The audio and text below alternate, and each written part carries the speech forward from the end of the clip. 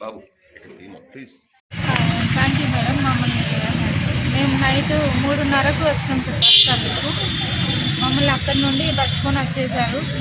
మేము ఉన్న ఊర్లో ఉన్న సర్వేలన్నీ మాతోటే చేయిస్తారు. కనీసం వేతనం కూడా మాకు చెల్లించడం లేదు. ఏ సర్వేకి కూడా ₹1 లేదు సార్ మాకు. మమ్మల్ని ఎందుకు ఇంత ఇబ్బంది పెడుతుండ్రు? మొత్తం అన్ని సర్వేలు మాతోటే చేయిస్తుంది సార్. లెప్రసీ సర్వే అని ప్రతి ఒక్క సర్వే మాతోటే. మేము చేసే సర్వేలకు మాత్రం ₹1 కూడా లేదు సార్. ఎగ్జామ్ డ్యూటీలని ఎగ్జామ్ డ్యూటీలకు మేము ఉపవాసాలు ఉండు. మాకు ఒక టిఫిన్ తెచ్చిన వాళ్ళు లేరు, ఒక భోజనం పెట్టిన వాళ్ళు లేరు, కనీసం డబ్బులు కూడా ఇయ్యరు ఎగ్జామ్ డ్యూటీస్. అసలు ఒక్కరోజు లీవ్ కూడా ఉండదు సార్ మాకు. ఎందుకు మమ్మల్ని ఇంత టార్చర్ పెట్టుడు వీళ్ళు? కనీస వేతనం ఫిక్స్డ్ జీతం 18,000 వేయాలి ఖచ్చితంగా. లేకుండా వీళ్ళు నైట్ 4 o'clock వచ్చి ఇంట్లోకి వెళ్ళి పట్టుకొచ్చారు. మేము ధర్నాకు వెళ్ళామని కూడా చెప్పినాం. అయినా కానీ ఒకటి ఫోటో ఇచ్చి మేము పంపిస్తామమ్మా, ఇక్కడ మేము ఉంచుకోము అని అన్నారు. అదే మేము నమ్మకంతో వచ్చినా కానీ ఇప్పటి వరకు 4 o'clock నుంచి తీసుకొని వచ్చి ఇప్పటి వరకు ఉంచారు మమ్మల్ని.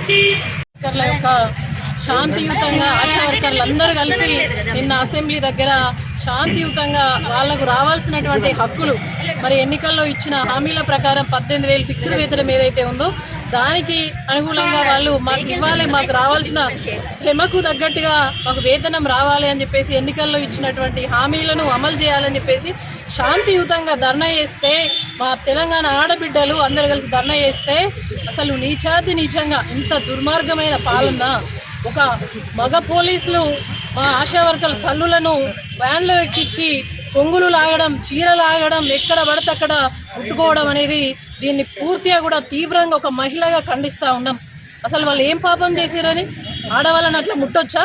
చట్టం పరిధిలో పనిచేసేటువంటి ఈ కాకీలు, చట్టం పరిధిలో పనిచేసినటువంటి ఈ పోలీసులు మరి ఏ విధంగా పనిచేయాలి, ఎట్లా పనిచేయాలని కూడా పూర్తిగా కూడా మర్చిపోయి పనిచేస్తూ ఉన్నారు. రేవంత్ రెడ్డికి మరి రేవంత్ రెడ్డి నియంత్రణలాగా పనిచేస్తే వీళ్ళు బాన్సల్లాగా పనిచేస్తున్నారే తప్ప మరి ప్రజలకు రక్షణ ఇవ్వాలి, ఆడబిడ్డలకు రక్షణగా నిలవాల్సినటువంటి ఈ కాకీలు నిన్న మా ఆడబిడ్డలను కొంగుల బట్టి చీర బట్టి లాగడం, చేయి చేసుకోవడం, దీన్ని తీవ్రంగా కూడా ఖండిస్తూ ఉన్నాం.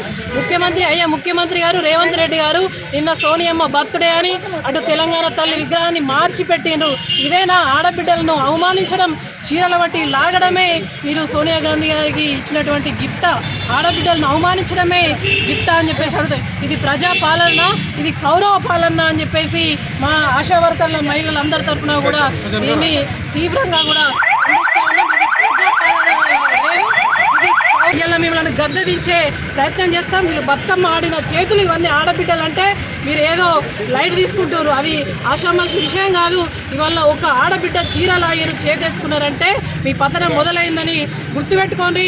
ఇవాళ ఆడబిడ్డలు బతుకమ్మలు ఎత్తిరు, బోనం ఎత్తిరు, అదే చేతులతోటి ఇవాళ మిమ్మల్ని గద్దెదించుతారు. కరోనా సమయంలో ఆశా కుటుంబాన్ని వదిలేసి సేవ చేసినటువంటి గొప్ప మానవత దృక్పథంతో ఆశా వర్కర్లు పనిచేసారు.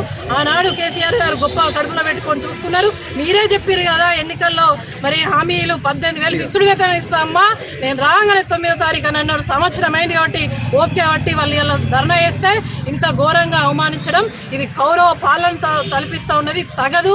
మా మహిళా సమాజం, సభ్య సమాజం తలదించుకునేగా ఉంది.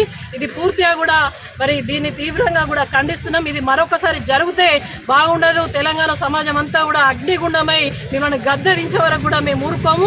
మా ఆశా వర్కర్ల పక్షాన మేమందరం కూడా బీఆర్ఎస్ పార్టీ అండగా ఉంటుందని చెప్పేసి తెలియజేస్తూ ఉన్నాం. వీళ్ళను కూడా శాంతియుతంగా మరి నిన్న జరిగిన దానికి మా ఆశా వర్కర్ తోటి ఆశా వర్కర్కి జరిగితే వీళ్ళకి జరిగిన అవమానమే కదా.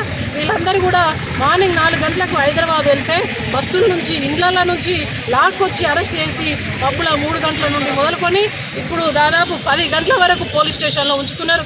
ఒక్కొక్కరికి జ్వరం వచ్చి బాధపడుతూ ఉన్నారు. కనీసం మంచినీళ్ళు లేవు, కనీసం టిఫిన్ లేదు. కాబట్టి ఎంత ఘోరంగా ప్రవర్తిస్తున్నారు. దయచేసి పోలీసు వాళ్ళను రిక్వెస్ట్ చేస్తూ ఉన్నాం, మానవత దృక్పథంతో. ఇలా అధికారం ఎవరికి శాశ్వతం కాదు. ఇవాళ ఈ గవర్నమెంట్ ఉంది, నెక్స్ట్ ఇంకో గవర్నమెంట్ వస్తుంది.